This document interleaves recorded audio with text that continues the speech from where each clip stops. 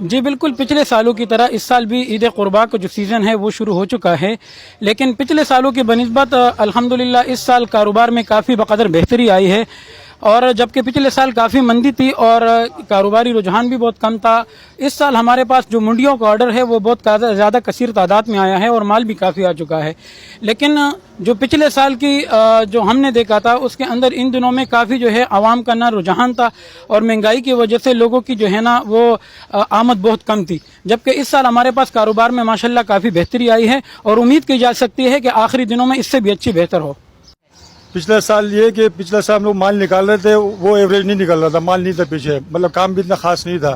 اس سال بہتر یہ ہے کہ چلو مثال کے طور پر 50 من نکال رہے تھے پچھلا سال، اس دفعہ 100 من مال نکال رہے ہیں، محنت بھی زیادہ کر رہے ہیں اور دیہڑی بھی اچھی بن رہی ہے ہماری۔